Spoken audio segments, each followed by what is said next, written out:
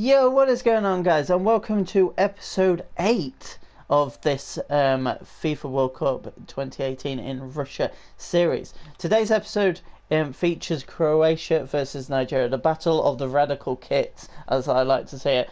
This is the second game of Group D, in which Argentina have already beaten Iceland 2-0 thanks to goals from Lionel Messi and Manuel Lanzini. So without further ado, we're just going to get straight into... Oh, actually, no, I didn't... Why has it just switched over to sim?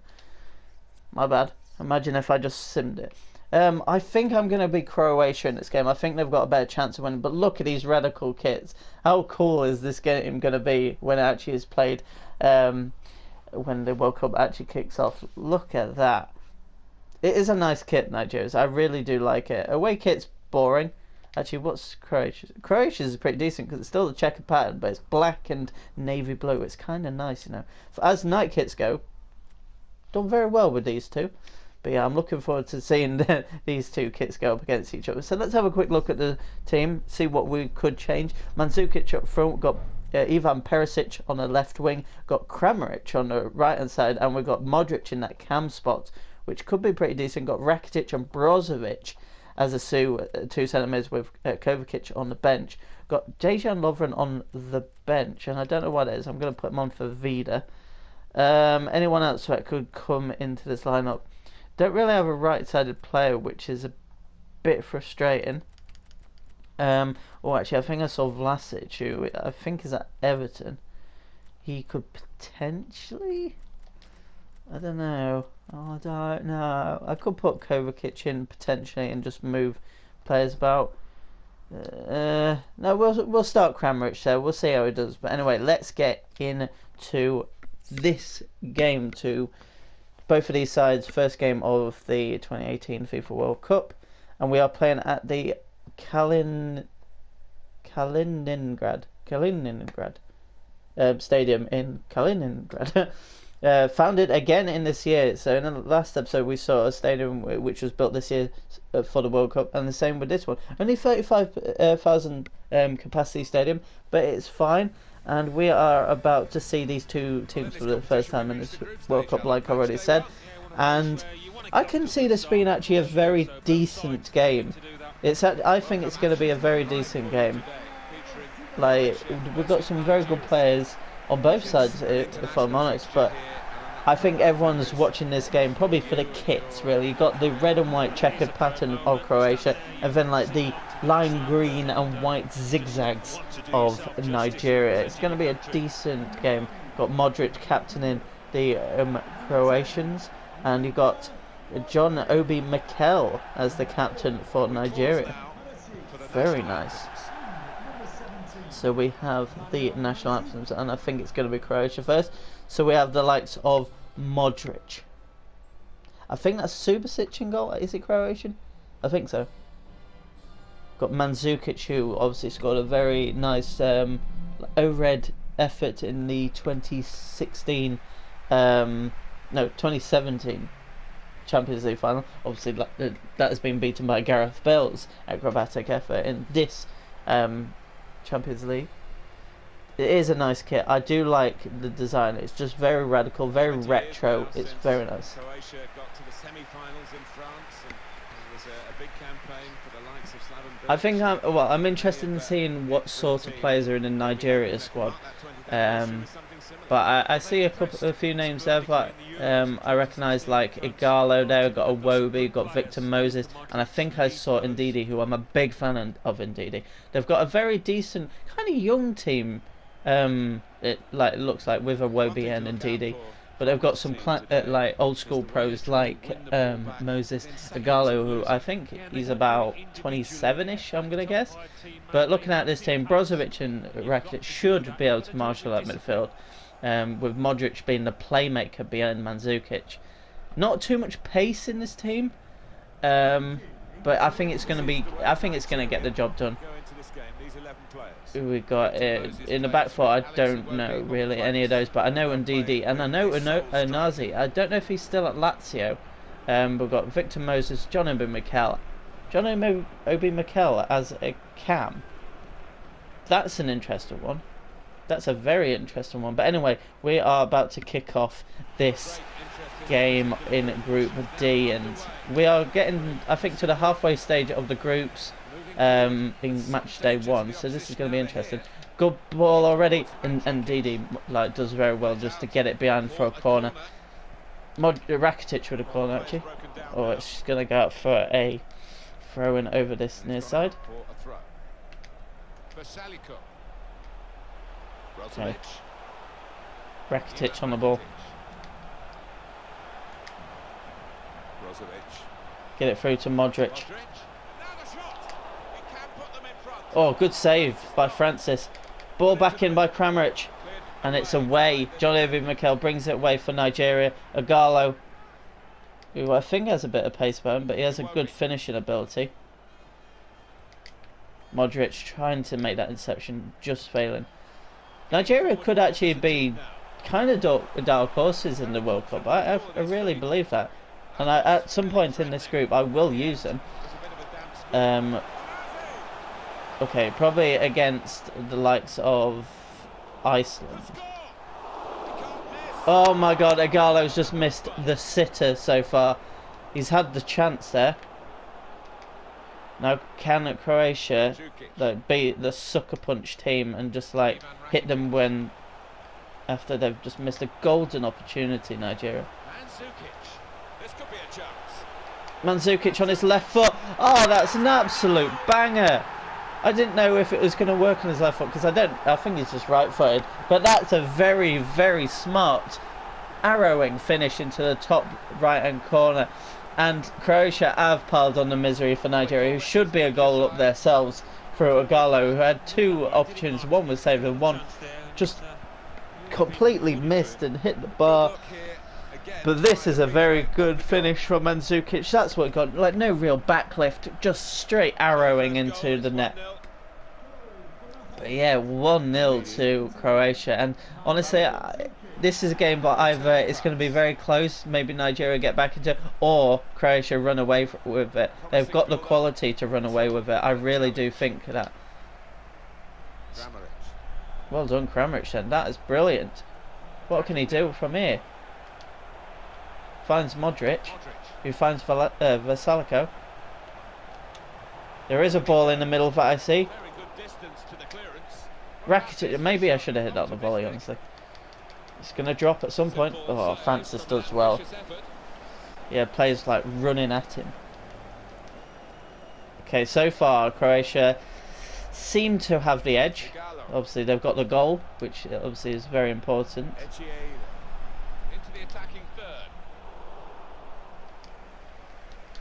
Kramaric has done well. He's actually been sick, and he's the player that I wasn't really sure about using. But can he keep this in? Yes, he can. He finds Mandzukic, gets it back, finds Modric to Brozovic, to Vasalico, to Kramaric, to Modric, to Mandzukic. He fires it. What a save that is from Francis. Okay, Mandzukic could actually have a very good World Cup with 2 like that on the turn as well, and I think that is rising into the top right corner. But anyway, let's see what they can do from this corner. Mandzukic near post. He's tall, he's got 2 very good feet, he's a good passer. He's not the quickest, but he is a very good striker actually. Maybe he's a player that, like I say, could be a very dark horse in this tournament and surprise many. But Igalo is probably still kicking himself that he missed that sitter. But Croatia at times in this game have played some amazing football, some of the best we've seen in this tournament. So far we've seen some teams struggle to find like a bit of momentum, but Croatia so far with their very technical, gifted players. Look at this passing, it's actually very decent. Oh, that wasn't the best pass ever, but Perisic has gone back from it. Oh, Kramaric on the volley. Oh, he's not happy with that. He should have done better. He was on the turn. It's as expected. It's only a half chance, but going into half time, it would have been nice to have a 2-goal lead. But Croatia have actually really surprised me of how good they've been. They actually could do very well and get to the latter stages of the The problem with this group is they've got Argentina, Nigeria and Croatia, so one of these teams is going to be going out. Out of the three, I probably will say right now it might be Nigeria, but we'll see. Mandzukic has got another chance, and that is a smart, nice little tuck finish, and Mandzukic has got his second of the game. He's on a hat-trick going into half-time, so he's still got another half to grab that hat-trick and put himself as the top goal scorer in this World Cup, because we've got quite a few players on 2 goals, but they didn't manage to get that hat-trick. But that is such a tidy finish, very nice, because like we saw with the first goal, just absolute brute force with that left foot, and his second one, it's just like a nice deft finish. Honestly, I think that's the difference right now between Croatia and Nigeria in this game, is that it's just that clinical nature of their striker. Like, Mandzukic is a goal scorer, Igalo is a goal scorer, but he just didn't take his chance, and on the biggest world stage, like, it's very important. Like, only 2 shots on target from Croatia and 2 goals, so it just shows that, like, clinical finishing. But to be fair, Mandzukic has had 5 shots in this game, it showed, so maybe we shouldn't be like reading too much here. But they brought on Joel Obi, who I don't know if he's still at Inter. He might be at another Italian club, but like I've used him in FIFA. He's pretty decent. He's a nice little small centre mid that can do a bit of damage, like Anazi, who he's replaced. Okay, indeed he should have jumped there, but he still managed to get the ball back. I think one more goal for Croatia, and I can safely say this has been the best performance from any side in the World Cup so far. But yet we're still yet to see the likes of Germany. We're still yet to see the likes of England or Belgium. So there's still actually some very big teams that we still yet to see. Mandzukic with a shot. That was quite a wild effort, trying to hunt that hat-trick. But he's been the difference. He has been the difference. Modric in that cam spot has actually been very delightful. And that's a weird thing to say, delightful, but he's probably the one player you just expect to do well. But we saw in the last game, Eriksen took a while to get into the game, but Modric has definitely been the king in this game. And he makes it look effortless at times, which is credit to him. Okay. There's a dangerous feel to this attack. It's looking good from their point of view. Okay, Nigeria might have a chance here. The Igalo in. Iwobi can't get there. Modric. Come on, Perisic can just get it away, surely. Good ball out. Kramaric is going down the right hand side. Might be caught up here. Oh, I thought I was in. Well, first of all, I thought it was in, and then I didn't realise it was offside. But they're bringing on Moses Simon, who was actually linked with Liverpool currently in real life, for Alex Iwobi. So going for a kind of different sort of player, a bit more pace rather than like a bit more powerful and technical winger. But we'll see if it changes anything. But going into the last quarter of this game, oh, Modric just took that with ease. He's toying with him right now. Look at this passing. Gets it back. He just does the right thing over and over. He just keeps it simple. Got Kramaric, got Vasalico. Can he put in a ball? But Moses Simon did very well then. Let's see what we can do from this corner. It's a deep ball. We haven't seen anything really of like Lovren at the back, because it's been a bit of a walk in the park for Croatia. Here we go, Lovren. Oh, that was close. Another team that we're yet to see as well, which I'm looking forward to, and I can't believe I forgot this team, is Brazil. The favourites for the World Cup in my eyes. I think they have the best squad. I really do think they've got the best squad. Just over Belgium. I think Belgium and Brazil are my 2 favourites. Okay, Modric. Oh, it's the first time he's like been sloppy in possession. Igalo, but Choluka's done very well. Perisic has done well. Finds Mandzukic. Manages to get it back to Perisic. Oh, Modric. Couldn't take it in because I was going to shoot with him. Cleared it well. Right, we're in the last 10 minutes. Is it going to be yet another 2-0 victory? Is it? That's the thing. I don't know. On the attack here. At the moment, I'd probably say it is going to be. Oh, actually, don't know. Oh, that's a brilliant ball out to Brozovic. Still progressing on the break. Able to cut that out. Simon has done actually pretty well since coming on for Iwobi. Yeah, Modric has picked up the man of the match despite the fact that Mandzukic has his 2 goals. Modric. But he has released Mandzukic. He's cut in.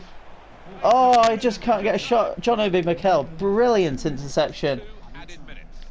Ivan Right, Rakitic. we're in added time, so the game's a foregone conclusion now.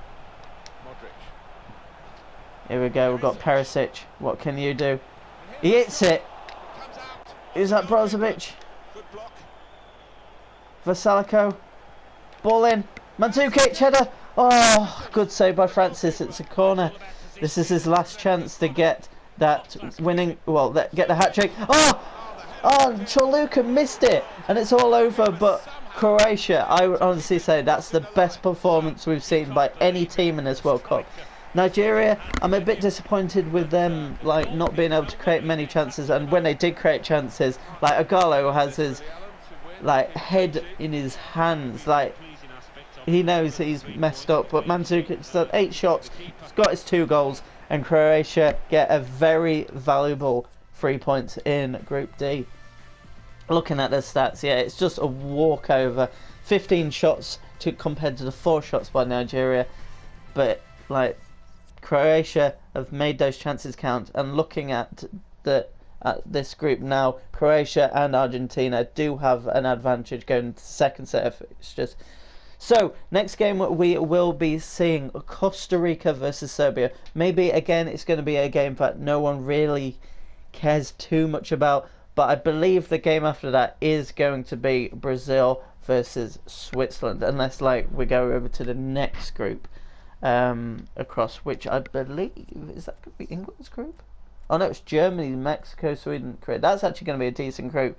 So we have actually done half of the games, half of the games for match day 1 of the World Cup, which is very interesting. So if we look at the 4 groups that we've done, we see that Uruguay have, like, the advantage at the moment because Russia and Saudi Arabia drew. Russia should have got a win in that. Egypt have ground to make up, and they've got 2 games to do it against the likes of Russia and Saudi Arabia. So I can see Egypt still going through. Group B at the moment, Portugal lead the way after an impressive win, with Iran also getting a valuable 3 points. So it's Morocco and Spain that are playing catch up. I see Spain winning against both Iran and Morocco to get through. And then you've got Group C. So at the moment, France and Denmark both have wins, and I see them being the ones that go through. So I think that one's, what you can't really say after, like, a third of the group stage, but they're going to definitely do it. But you've got the likes of Australia and Peru playing each other. You've got the likes of France and Denmark playing each other. So it still could be very interesting. So I wouldn't rule out, like, either Australia or Peru actually getting through. And then so far in Group D, Argentina and Croatia both on 3 points, and after the first performances, Croatia I see getting through. That they should beat Iceland, and I think they're going to be a threat against Argentina. So I think right now I'd say that Croatia have a very good chance, as does Argentina. Like, I could make predictions on these, but the best thing to do is play the next 8 games, which will cover those 4 groups, and just see how we do. But I'm actually looking forward to, I think there's going to be some good games in there. Obviously, seeing England for the first time, which is probably going to be in another 5 or 6 episodes. Watching Brazil, not next episode, but the episode after that, potentially is going to be good. Watching Germany for the first time is going to be good. Watching a team like Colombia with James Rodriguez and Falcao could be good. Poland with Lewandowski, obviously. Watching Belgium as well, which is, I think they're going to be against Panama, because I think England's first game is Tunisia. It's going to be very interesting. But guys, if you have enjoyed this episode of our World Cup series, be sure to leave a like rating. Actually, looking at, let's just recap some of the top goal scorers. There's 5 players on 2 goals, and they are Andre Silva, Corentin Tolisso, Mario Mandzukic, Edison Cavani, and Luis Suarez. So 2 Uruguay players on 2 goals, which is very, very impressive. But we've had 17 different goal scorers in the first 8 games, which is actually very good. Let's have a look at the assists. 2 by Modric and 2 by Cavani. So Cavani has 2 goals, 2 assists in 1 game. Very impressive from him. Ronaldo does have an assist, which is good, so that's decent.